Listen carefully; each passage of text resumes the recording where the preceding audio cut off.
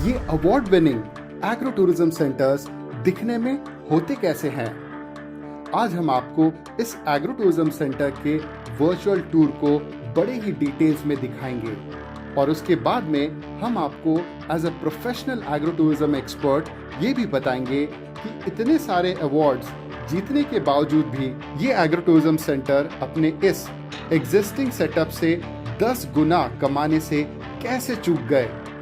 और finally at the end of this video मैं आपको ये भी बताऊंगा कि एज अ बिगिनर आप ऐसे सिचुएशन में क्या बेस्ट कर सकते हो इस टाइप के बिजनेस की बारीकियां समझने के लिए, और इसीलिए आपको लास्ट तक इस पूरे वीडियो में बने रहना पड़ेगा। तो चलिए आइए अब शुरू करते हैं हमारा वर्चुअल टूर। सर, आपका शुभ नाम? नमस्कार, मेरा नाम अभिलाष संतोष कुमार नागला है। मैं बेसिकली भुसावल का रहने वाला हूँ, महाराष्ट्र में। और ये जो जगह है ये जलगांव डिस्ट्रिक्ट के यावल तहसील में एक अंजाले गांव आता है। उस छोटे से गांव में हमने ये गो कृषि पर्यटन डेवलप किया है।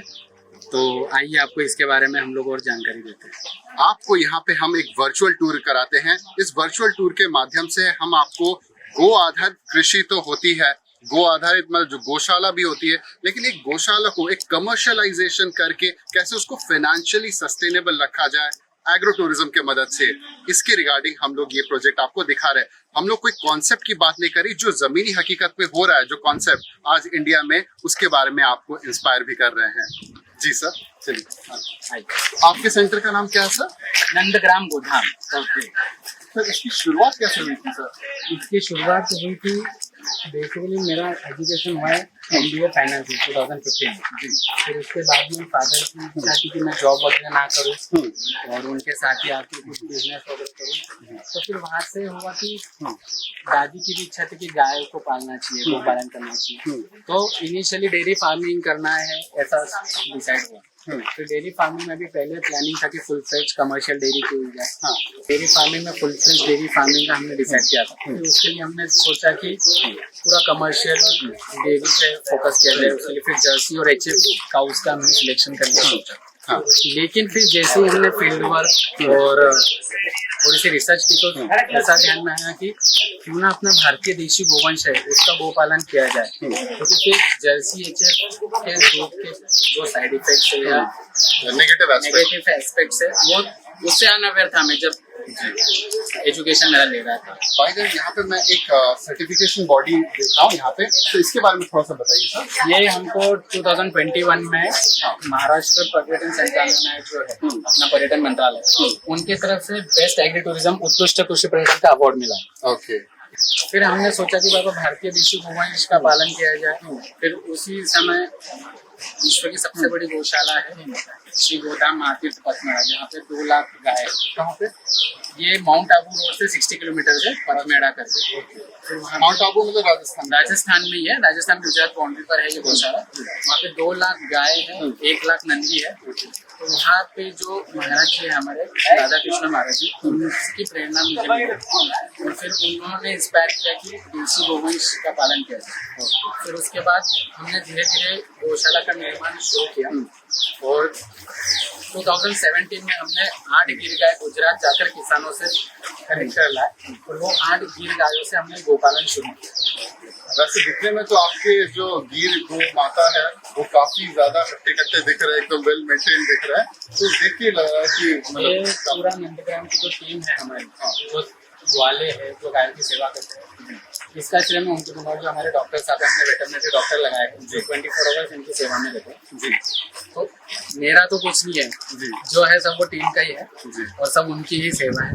अभी फिर जैसे 9 गायों के साथ सफर शुरू किया हमने, फिर पहले तो बैकग्राउंड कोई था नहीं गोपालन का, घर में इससे पहले किसी ने गाय पाली नहीं थी। तो इनिशियली हमको थोड़ा सा प्रॉब्लम बहुत हुआ कि इनका फीडिंग हैबिट्स क्या है। तो इनका बेसिकली देसी जो गाय है ना, इमोशनल एनिमल बोलना तो गलत होगा, हमारे लिए माता जैसी है वो, लेकिन इनको इमोशनली हैंडल करना जरूरी है। इनको हमें as a dairy animal like देखना है, क्योंकि हर एक क्लाइमेट का इन पे असर होता है और इनके जो बछड़े होते हैं इनको इनके पास में रखना पड़ता है। इंसानों जैसी फीलिंग्स होती हैं, तो फिर वो समझने को भी काफी समय लगा। तो फिर इनसे जब आप दिल लगाओगे तभी वो हेल्दी रह पाएगी। आप जब तक कमर्शियल सोचोगे कि ये इसको खिलाओ ये दूध देगी, तो फिर आपको इनसे लगाव भी नहीं हो पाएगा और उतना आपको रिजल्ट भी नहीं मिलेगा। तो ये जो एग्रो टूरिज्म स्टार्ट करने वाला जो आइडिया है, जो कोर जो ये कहाँ से आपका शुरू हुआ? ये एग्रो टूरिज्म की कहानी भी गौशाला से शुरू हुई। जी। पहले हमने जब 9-10 गाय लाई गुजरात से, फिर उनका दूध निकाल के हमने कांच की बोतल में देना शुरू किया। तो हमने दूध का रेट रखा 80 रुपए लीटर।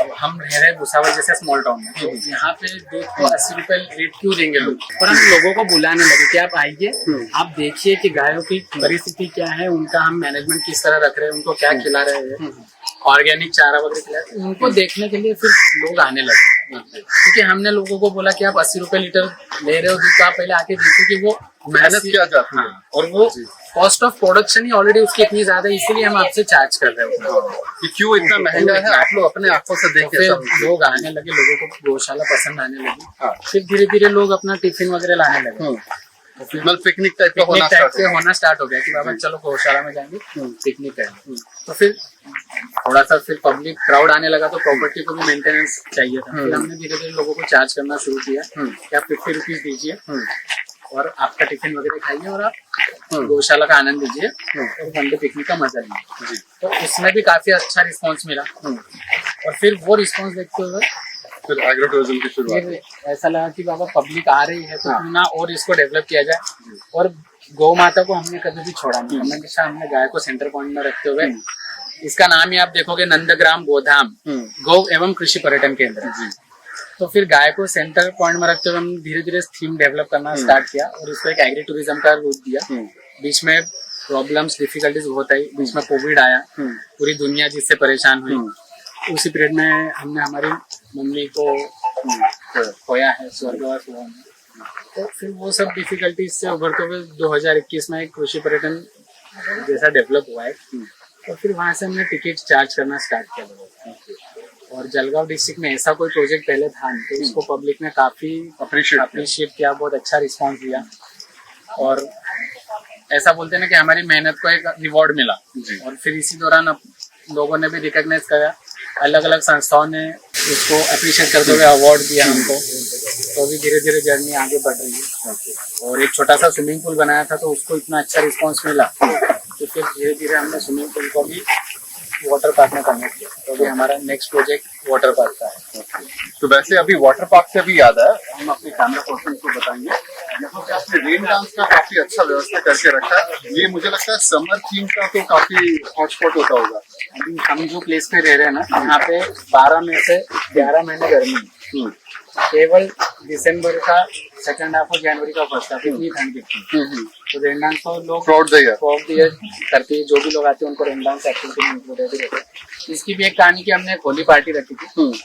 होली पार्टी में एक छोटा सा सेटअप बनाया था। फिर होली पार्टी खत्म होने के बाद इसको क्या किया जाता है, इसको रेन डांस में कन्वर्ट कर दिया। तो वो एक्सीडेंटल डिस्कवरी था। जी। फिर वो एक एक्टिविटी बन गई। जी। तो इसका मतलब ये हो गया कि अगर मतलब डेयरी फार्मिंग को या फिर गो आधारित जो फार्मिंग होती है, तो उसको अगर अच्छे से अगर किया जाए, उसको कमर्शियल रूप दिया जाए, तो काफी सस्टेनेबल मॉडल बन सकता है। जी, काफी सस्टेनेबल मॉडल बन सकता है। और इसके साथ में आप इसको कनेक्टेड और भी एक दो चीजें कर दो, तो ये मतलब आप और एम्प्लॉयमेंट जनरेट कर पाओगे, प्लस आप भी सस्टेन कर पाओगे। और एक रोल मॉडल के तौर पे वो एक उभर के आएगा लोगों के सामने। और अगर आपको लग रहा है कि नंदग्राम में सिर्फ देसी जो गोमाता ही है और उस पर कोई कमर्शियलाइजेशन नहीं हो सकता एग्रो टूरिज्म के हिसाब से, तो मैं आपको बता दूं, यहाँ पे प्री वेडिंग फोटोशूट के हिसाब से भी यहाँ पे एक्टिविटीज होती है। अब ये क्या एक्टिविटीज होती है, साइलेंटली हम लोग जाके बिहाइंड द सीन जाके हम लोग देखेंगे। चलिए आइए।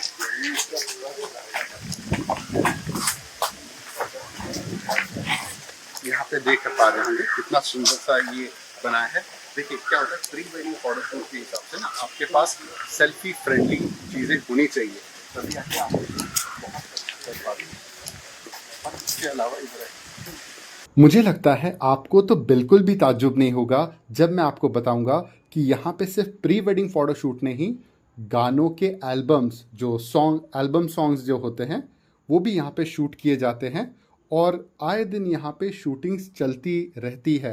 तो चाहे आप मान लीजिए यहाँ पे प्री वेडिंग फोटो शूट हो, बेबी शावर शूट हो, मैटरनिटी शूट हो, या फिर आपका सीरियल्स के शूट्स हो। और इसके साथ साथ एक बहुत ही प्यारा सा इन्होंने मैस्कॉट रख रखा है जिसका नाम है गिरू, और ये बहुत ही एक सेल्फी फ्रेंडली मैस्कॉट है इस एग्रो टूरिज्म सेंटर का। और इसके वजह से भी इस पूरे एग्रो टूरिज्म सेंटर में एक रौनक बनी रहती है, स्पेशली बच्चों और फैमिली वाले लोगों के बीच में। बाय द वे, अगर आप ये जानना चाहते हैं कि एग्रो टूरिज्म में हम आपको कितने तरीकों से मदद कर सकते हैं, तो ये जानने के लिए आप ज़रूर हमारे इस वीडियो के नीचे जो डिस्क्रिप्शन बॉक्स में वेब स्टोर का लिंक है एग्रो टूरिज्म का, उसको क्लिक करके ज़रूर एक्सप्लोर कीजिए।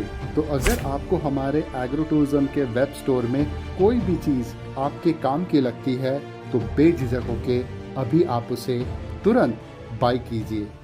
अभी तक के आपने नंदग्राम गोधाम का फेज़ 1 देखा, जो पूरा गौ माता को समर्पित था, पूरा गो आधारित था, गौशाला का पार्ट था। अब लोगों को यहाँ तक के लाना है और अपना मैसेज कन्वे करना है, तो उनके लिए हमने एक पर्यटन डेवलप किया है, उसको नाम दिया है आनंद वन। इसका आप लोगो देखोगे, इसको युवा पीढ़ी के हिसाब से थोड़ा सा इंग्लिश रखा है हमने। Anand one, your own happy place, आपकी अपनी खुशियों की जगह।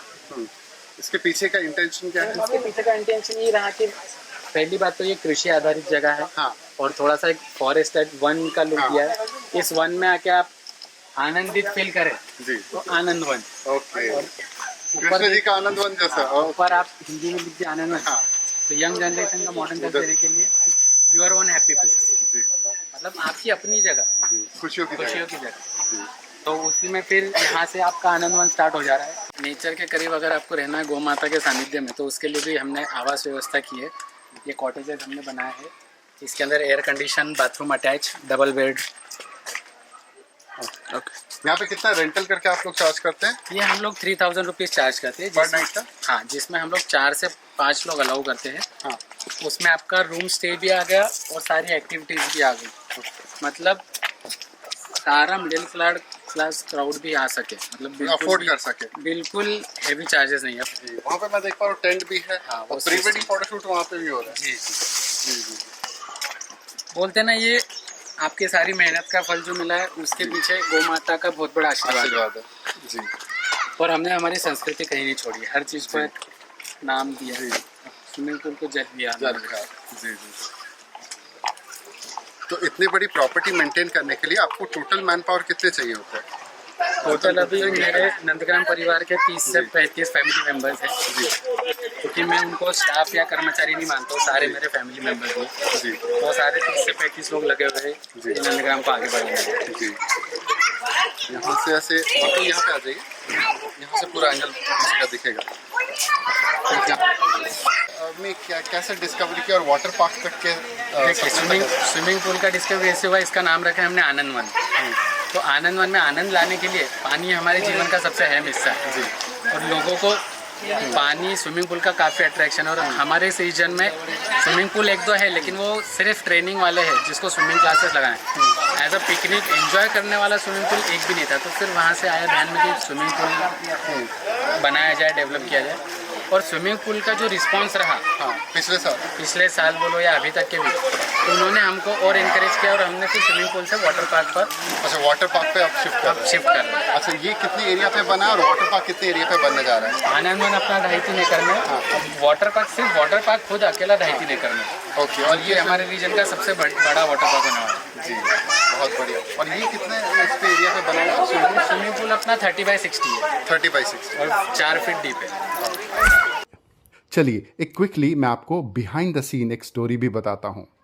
आपको पता है इस तरीके का जो डेडिकेटेड वीडियो एग्रो टूरिज्म जो स्टार्टअप के साइट विजिट को जाना, उसमें कितने एफर्ट्स लगते हैं, थोड़ा सा आपको बता देता हूँ, है ना, सो दैट आपको ही पता रहे कि ये वीडियो बनाने में हमने कितनी मेहनत डाली है इसमें।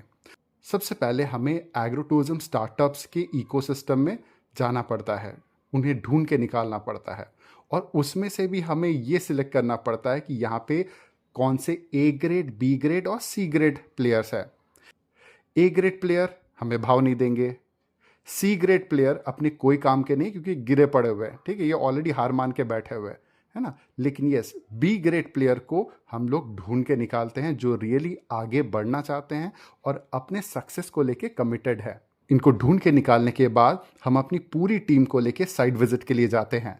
अब साइट विजिट में हम लोग को जब ये सारा शूटिंग हो जाता है उसके बाद इसको एडिटिंग करते हैं, ठीक है। एडिटिंग में भी बहुत सारे फुटेजेस रहते हैं, उनमें से ढूंढ के निकालना कौन सा काम का है कौन सा नहीं काम का है, ये सारे पीसेस ऑफ पजल्स रहते हैं जिनको जोड़ने के बाद फाइनल हमारी स्टोरी बनती है। बाय द वे, ये सारी चीज़ें मैं आपको क्यों बता रहा हूँ, इसका सबसे बड़ा कारण है कि जितने लोगों ने भी ये वीडियो देखा है हमारा, उसमें से 88.1% लोगों ने तो हमारा चैनल सब्सक्राइब ही नहीं किया है और हमारे जो वीडियोस है वो सिर्फ 12% लोगों ने ही सब्सक्राइब किया है और उन तक ही सबसे पहले जाता है। और ये मैं आपको क्यों कह रहा हूँ कि आपको अभी इसी वक्त तुरंत सब्सक्राइब करना चाहिए, उसका सबसे बड़ा कारण है कि पावर ऑफ कम्युनिटी।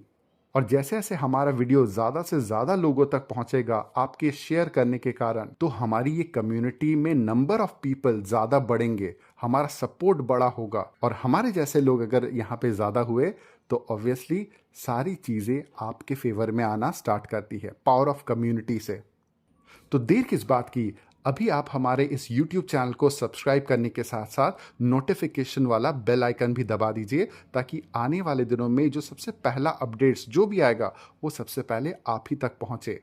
और आपके शेयर और कमेंट करने से हमारा ये YouTube चैनल तो ग्रो होगा, उसके साथ साथ आपकी ये कम्युनिटी और भी बड़ी होती चली जाएगी, जिससे आप लोग को बेटर सपोर्ट आपके अपने जैसे लोगों से जो एग्रो टूरिज्म स्टार्टअप है या एग्रो टूरिज्म बिजनेस ओनर है या एग्रो टूरिज्म के एक्सपर्ट है, इनके इकोसिस्टम की ताकत का फायदा आपको हमेशा मिलता रहेगा। तो मेक श्योर कीजिए कि अभी तुरंत इसी वक्त आप हमारे इस किसान बिजनेस क्लिनिक के यूट्यूब चैनल को तुरंत सब्सक्राइब कीजिए।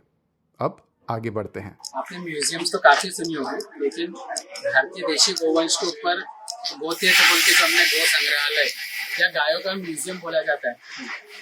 मेरी जितनी स्टडी है हिंदुस्तान में ये कहीं नहीं है, भारत का ही अपने आप में पहला गो संग्रहालय गायों के ऊपर म्यूजियम है, जिसको गोतीर्थ हमने नाम दिया है, जिसमें इन डेप्थ गायों के ऊपर हमने डिटेल में डिस्कस किया और लोगों को सिंपल भाषा में समझाने का प्रयास किया। इस गोवंश के बारे में एजुकेट करना। जी जी जी, आइए। Educational plus tourism. और आज के बच्चों को जिसको हमने गाय का मंदिर, जी जी जी, श्योर। जैसे गायों के लिए श्लोक वगैरह लिखा है, हाँ। सारे यज्ञ करने में जो पुण्य है और सारे तीर्थ नहाने का जो फल मिलता है, हाँ।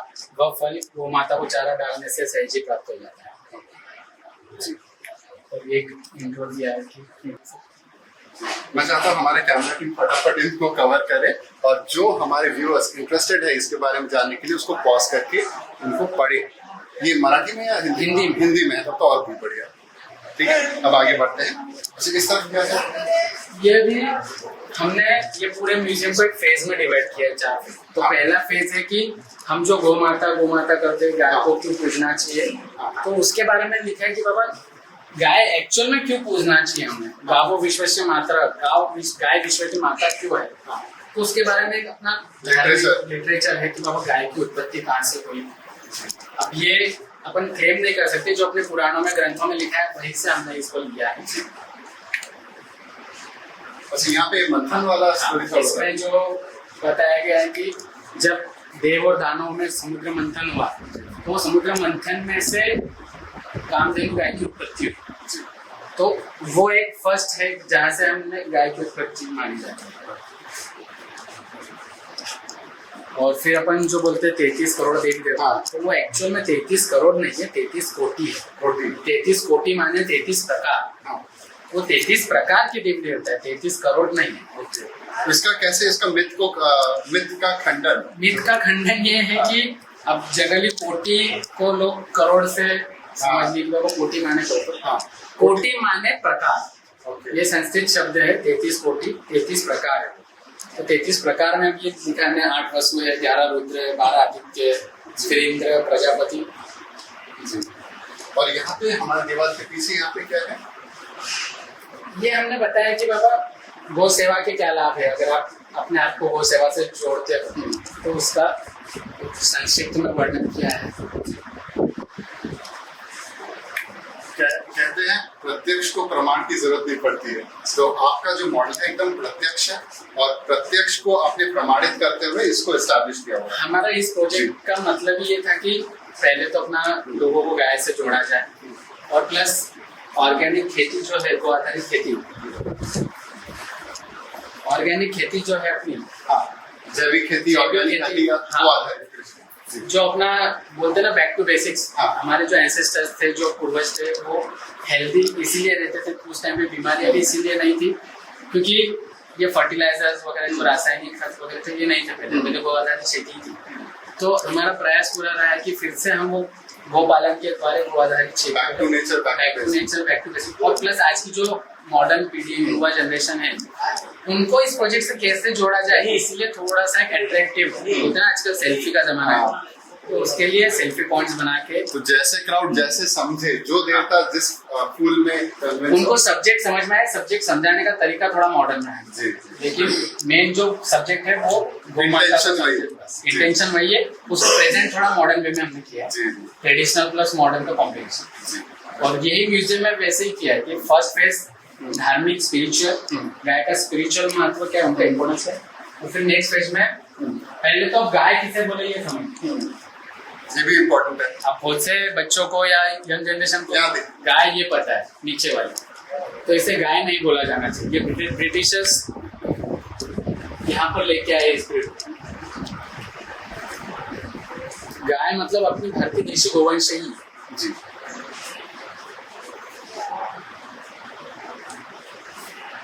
आपने इसका फोटोग्राफ किससे ली? बहुत बढ़िया लगा। साहिवाल ये काफी धारवाड़ के इलाके है, बीमारी हरियाणी किन्नर कुंदन, अभी भी इसमें ज्यादा नहीं आ पाई है, लेकिन एक लोगों को हाँ, एक आइडिया देने के लिए बेसिक आइडिया, यहाँ पे कॉन्सेप्ट एक्चुअली क्लियर होगा कि बंगलोर तो इतना फेमस हो गया है आंध्र प्रदेश में, हाँ, बहुत फेमस, 2 फीट का हाइट में होता है। जी। अच्छा, यहाँ पे क्या है? ये फिर हमारा पंचगव्य जो गौ माता के दूध, दही, गोबर, गोमूत्र, ये 5 चीजों से बनता है, उसके बारे में बताया गया है। पंचगव्य का निर्माण ये 5 चीजों से होता है, और सूर्य नाड़ी वाली मतलब अपनी देशी गोवंश का ही ये 5 चीज लोगे तो वो पंचगव्य माना जाएगा। जर्सी, एचएफ या किसी और गाय का भैंस का नहीं माना जाएगा। तो इनसे जो पंचगव्य जो है ये अपनी मानवीय स्वास्थ्य के लिए, इसमें सारे जरूरी तत्व है।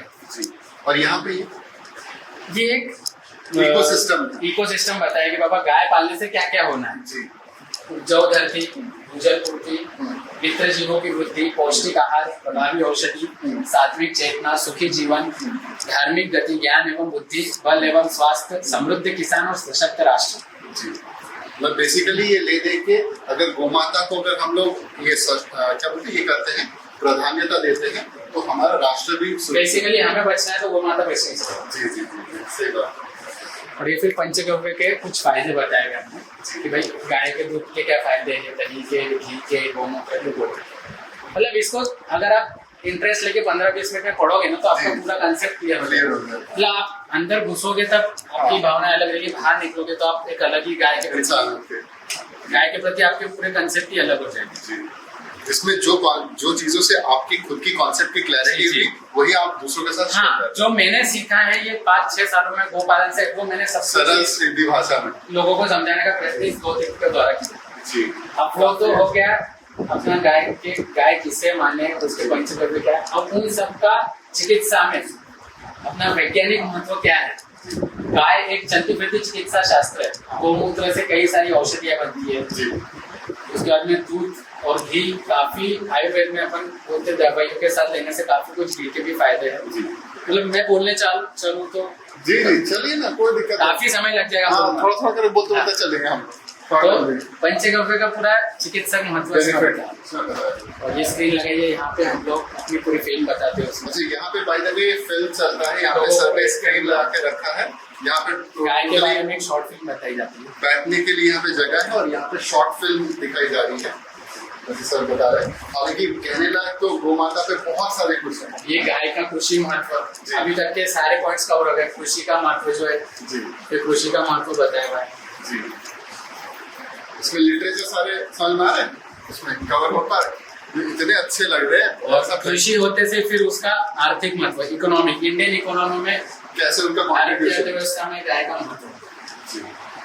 बेसिकली यहाँ पे कंट्रीब्यूशन कैसे हो रहा है, ठीक है, मतलब सारे पॉइंट्स कवर्ड है। पहले तो आप गाय को पूछेंगे क्यों माने, धार्मिक स्पिरिचुअल एंगल क्या है वो मानता है, फिर गाय किसे माने, पहचान क्या है, भारतीय देशी गोवंश, फिर वहां से उनके पंचगव्य से उसका मेडिसिनल वैल्यूज से उसका एग्रीकल्चर इम्पोर्टेंट, एग्रीकल्चर से इकोनॉमिक इम्पोर्टेंट, इस तरह सारे एंगल्स कवर किए। और जो हमारे प्रेरणा स्रोत है महाराज आदरणीय पद्मेड़ा गौशाला राधाकृष्ण, उनकी प्रेरणा काफी यंग आज से 7-8 साल पहले की बात है, यहाँ नीचे में देखिए उनका सर का फोटोग्राफ दिया हुआ 2016 की बात है। अच्छा, आनंद की खासियत यही है कि आपको नेचर के पास एकदम सीनिक हर तरीके के पेड़ पौधे, अच्छा सा गार्डन, लॉन, फिर बोटिंग के लिए नौका विहार जैसा कॉन्सेप्ट है, फोटोज खिंचाने के लिए अलग अलग सेल्फी पॉइंट्स है, फिर एक स्विमिंग पूल बनाया हुआ है। ये जो लॉन है ये आपको जैसे मैंने बताया कि कोविड के टाइम पे हमने हमारी मम्मी को खोया है, तो फिर उनको डेडिकेट करते हुए ये बनाया है, माँ के प्रति प्यार, लव मॉम। अभी मेरे पीछे आप देख रहे हो ये शौर्य वन है बच्चों के लिए। अब आने वाले बच्चे उनको भी तो खेलने के लिए बच्चे ने हमने यंगस्टर्स के लिए दिया, बड़े बुजुर्गों के लिए, मैच्योर क्राउड के लिए बताया, तो बच्चों के लिए फिर खेलने के लिए एक्टिविटीज कुछ चाहिए थी, वो मिसिंग थी, तो इसलिए हमने प्ले एरिया शौर्य वन के नाम से, शौर्य वन के नाम से, मतलब एडवेंचर एक्टिविटीज जी। और अभी प्री वेडिंग शूट के भी आपने देखी होंगे, तो उनके लिए एक सेट्स वगैरह हमने डेवलप किए, उसका आपको दिखाता हूं। इसका नाम हमने पिक्सो पार्क रखा है, पिक्सो पार्क छुप गया है झाड़ के पीछे। जी जी जी, यहाँ पे अगर हमारे कैमरा पर्सन है तो यहाँ पे आप देख सकते हैं, यहाँ पे पिक्सो पार्क, ठीक है। और यहाँ पे देखिएगा ये बड़ा इंपॉर्टेंट नोटिस होता है और किसी को चाहिए होता है जी। अब आ जाइए, प्री वेडिंग के हिसाब से आप ये एरिया को देख सकते हैं, 360 डिग्री व्यू अगर करवा सकते हैं। जी जी जी, यहाँ पे आते जाइए, हम लोग दिखाते आ रहे हैं। अभी इसको अलग अलग थीम्स दिए हैं, जैसे ये सैंटोरिनी अपना ग्रीस का, ये अभी काफी लोग पसंद करते हैं, ये वाला जी जी, पीछे का सैंटोरिनी जिसको बोलते हैं ग्रीस का जी। ये एक बीच वाला लुक दिया है, बाजू में लाइब्रेरी है जी, फिर कुछ बैकग्राउंड है, फिर एक मोरक्कन पैलेस है जी, और ये अपना यूरोपियन स्टेट जी, लंदन का एसपीडी, जी, मतलब एक 20-25 बैकग्राउंड मिल जाते हैं शूट के लिए। मतलब इसके लिए आपने एक सेपरेट एक यही डेडिकेट करके रखा है। पर इसमें आपके खर्चा कितना तक हो गया है? वो खर्चे का तो ऐसा है कि कोई कैलकुलेशन नहीं, क्योंकि फेज वाइज खर्चे गए। लेकिन फेज वाइज में फिर भी एक रफ आइडिया कि कितना के रेंज में हुआ होगा, अराउंड 2 to 3 ओके, सीआर या फिर सीआर ये तो समझ लीजिए अराउंड 5-6 लाख में हो गया। ओके, 5 to 6 लाख, तो वही मैंने बजट में काफी अच्छा आपने बना लिया। हमारा वही रहा कि कम से कम बजट में कॉस्ट इफेक्टिव रह के कितना अच्छा किया जाए। जी जी, अननेसेसरी जी, आप भी कॉस्ट कंट्रोल में बिलीव करते हैं, क्योंकि हम लोग कोई मल्टी मिलियनियर फैमिली से बिलोंग नहीं करते, हम लोग एक नॉर्मल फैमिली से जाते हैं। आपने काफी सारे प्रॉप्स भी यहाँ पे रख रखे हैं प्री वेडिंग के लिए। और बाय द वे यहाँ पे सॉन्ग्स की शूट करनी होती है क्या? जी, अपने YouTube के जो एल्बम्स वगैरह शूट होते हैं वो होते हैं रीजनल सॉन्ग्स के होते हैं, और फिर pre wedding maternity shoots, baby shoots. जी, यहाँ पे कितने कॉटेजेस है ओवरऑल? टोटल 4 कॉटेजेस हैं, 5 स्विस स्टैंड्स है, और 2-3 नॉर्मल रूम्स है, ऐसे 12-13 है व्यवस्था रहने के लिए लोगों को अलग अलग कैटेगरीज में। बाय द वे यहाँ पे ऑक्यूपेंसी का रेट अगर कहा जाए, ये सीजनल है या फिर ये है? ये साल के 12 महीने एक ही रेट है अपना। अच्छा, और ऑक्यूपेंसी तो समझ लीजिए आप, जैसे बट ऑब्वियस है कि वैकेशंस रहते हैं तब लोग ज्यादा आते हैं, और वीकेंड या फिर हॉलीडेज पे और हॉलीडेज पे, और वैकेशन वाला जैसे समर वैकेशन है, क्रिसमस वैकेशन है, दिवाली वैकेशन है, इस टाइम पे ज्यादा गर्दी रहती है कंपैरेटिवली बाकी दिनों से। लेकिन क्राउड कम ज्यादा तो होते ही रहता है। जी जी जी, हालांकि मेरा मन तो है आपको इस बारे में और ज्यादा इंफॉर्मेशन देने की, लेकिन हमारे पास भी समय की कमी है, और इसके अलावा भी YouTube चैनल के एल्गोरिदम्स बहुत ज़्यादा लंबे वीडियोस को बहुत ज़्यादा लोगों तक नहीं पहुंचाती। हालांकि हमने जो आपसे प्रॉमिस किया है वो तो निभाएंगे ज़रूर, लेकिन इस वीडियो में नहीं, अगले वीडियो में, क्योंकि वो अपने आप में एक बड़ा सेक्शन है। तो आई होप आज का हमारा वीडियो आपको बहुत पसंद आया है। अगर पसंद आया है तो नीचे कमेंट करके हमें ज़रूर अपना फीडबैक और सजेशंस ज़रूर दीजिएगा। धन्यवाद।